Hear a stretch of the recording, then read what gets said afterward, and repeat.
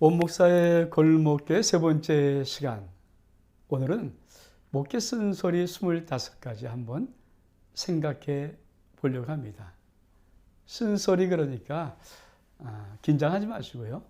그래서 함께 이런 부분들을 좀 솔직하게 나눠야 우리 목회를 좀 더 주님의 건강한 교회를 만드는데 우리가 나갈 수 있다는 생각을 갖습니다.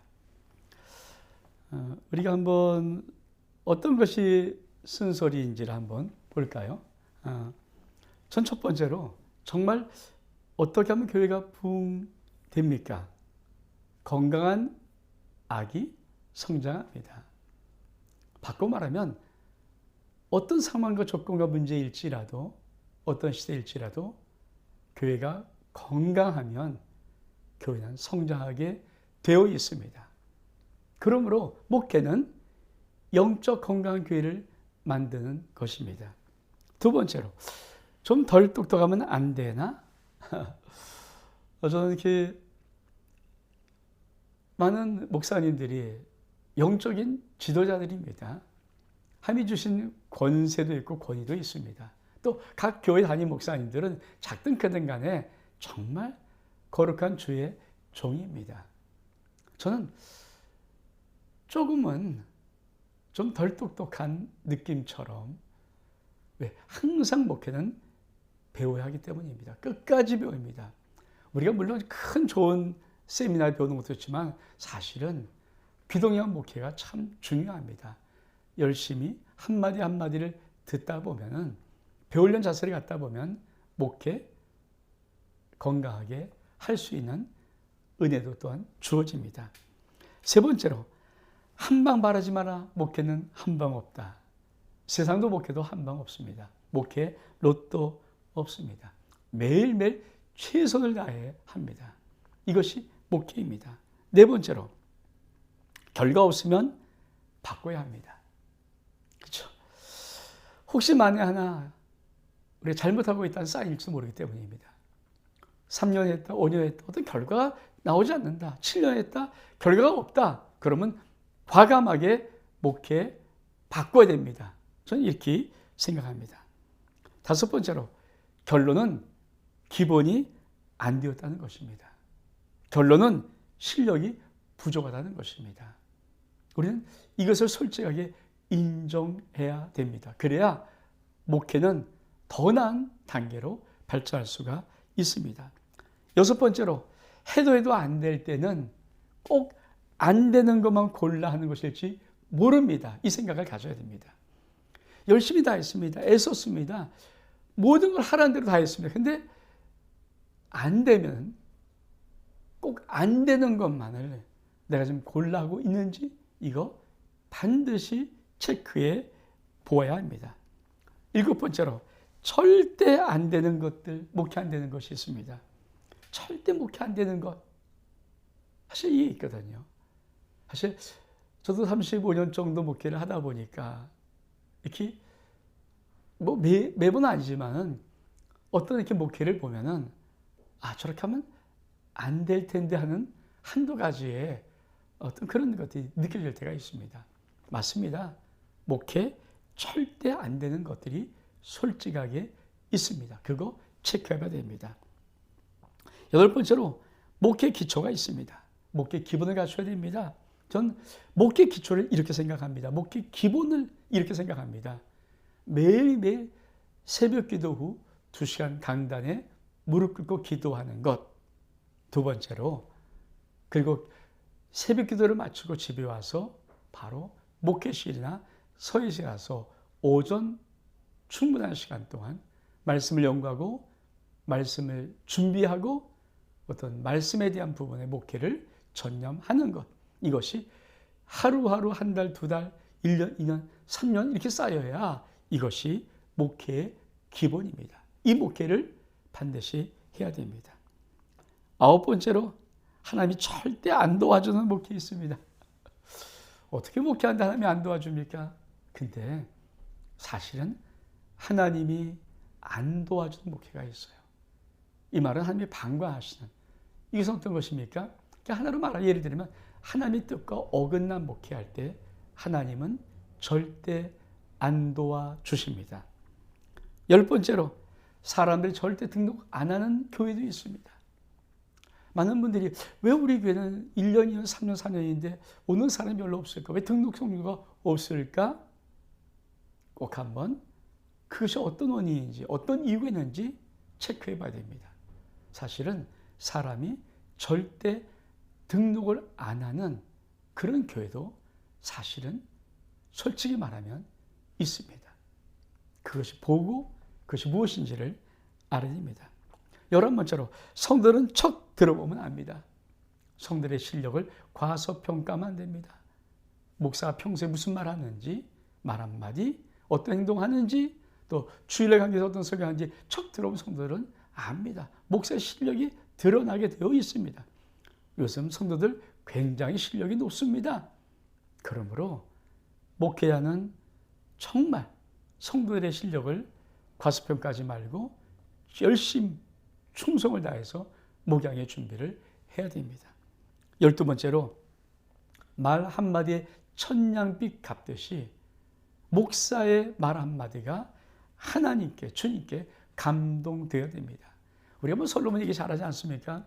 솔로몬이 1,000번째를 드리고 하나님이 내게 구하라, 뭘 줄까 하니까 솔로몬이 지혜를 구했습니다. 성경은 뭐라고 말합니까?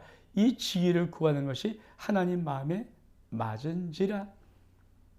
목사의 말은 평소든 강단의 말이든 하나님의 마음에 맞아야 됩니다. 이것이 정말 목회의 중요한 부분입니다.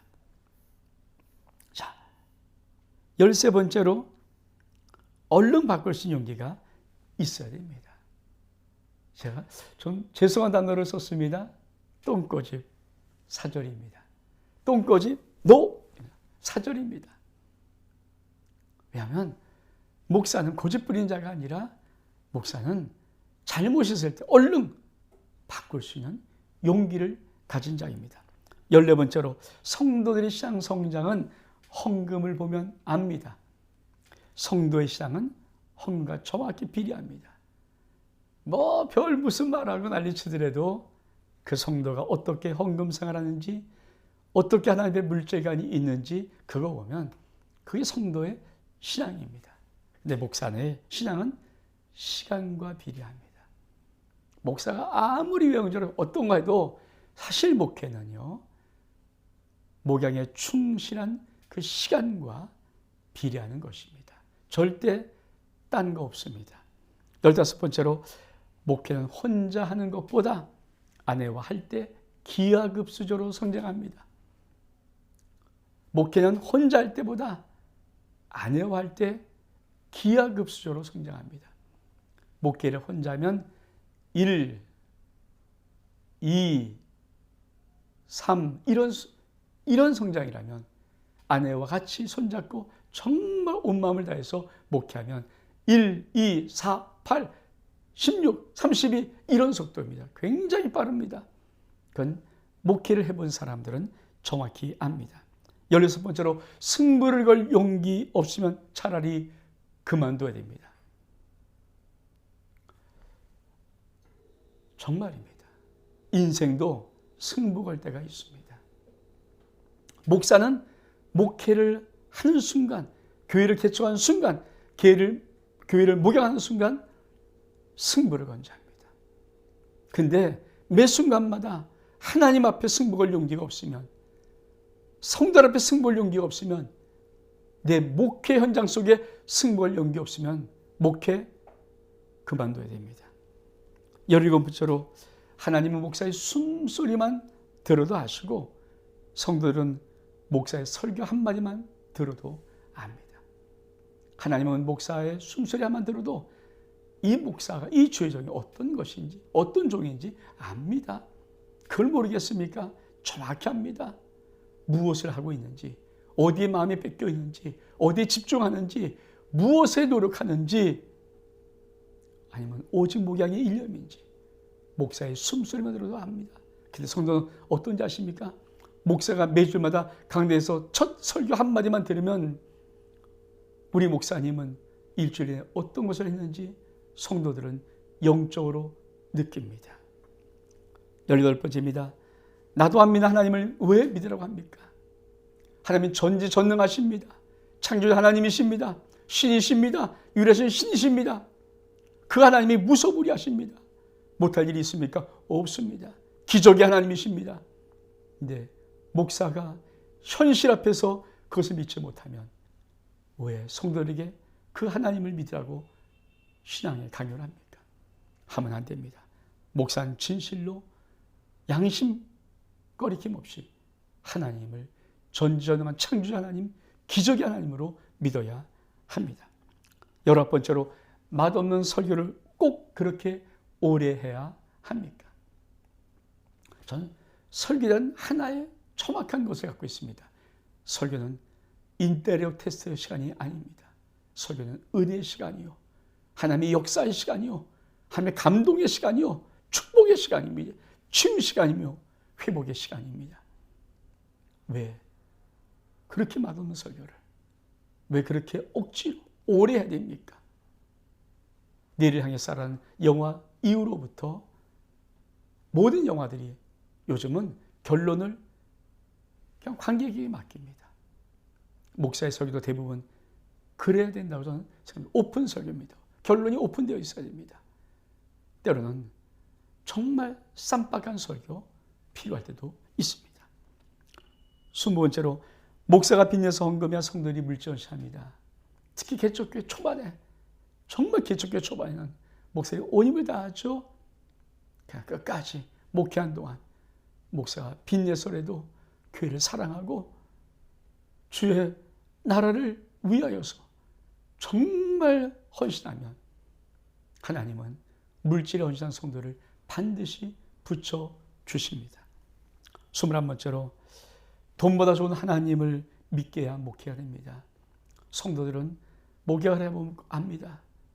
죽어도 힘든 것이 물질 복입니다. 돈 복입니다.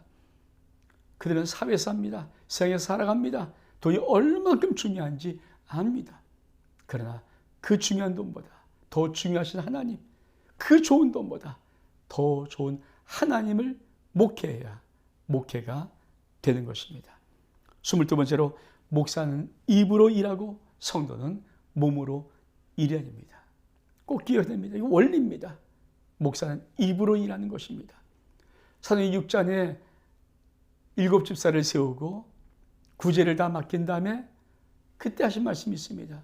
우리는 기도와 말씀에 전무하리라. 기도와 말씀은 입으로 일하는 것입니다. 그러나 성도는 반드시 몸으로 일해야 됩니다. 성도가 몸으로 일하지 않으면 교회는 정말 건강한 교회로 세워질 수가 없습니다. 꼭 기억하십시오. 목사는 입으로 일하고 성도는 몸으로 일해야 됩니다. 23번째로 목사가 좀 약해 보여야 하나님이 성도들에게 하나님의 긍휼을 부으십니다. 목회를 하다 보면 정말 때로 감기도 걸리고 나약해지고 병도 앓고 몸도 심세고 입술도 부르트고 정말 기운도 빠질 때가 있습니다. 사실 목회 일념으로 한 그 연약함은 하나님이 놀랍게도 성도들에게 하나님의 긍휼을 붓는 시간입니다. 그 긍휼이 부어져야 교회는 하나님의 진정한 가족으로 놀랍게 세워질 수가 있습니다. 24번째로 어차피 교회 성도들 60% 이상 물갈이됩니다. 그러므로 성도들이 나가고 들어오는 것 이상하게 생각하지 않기를 바랍니다.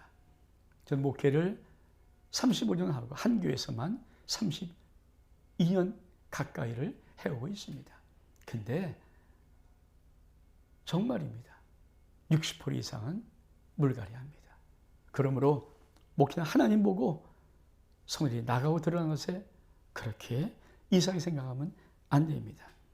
25 마지막으로 목회는 끝까지 목회는 하면 할수록 성도들에게 실망하는 것입니다. 즉 사람들에게 실망하게 되어 있습니다. 믿는 도끼 발등지키는 말이 있습니다. 맞습니다.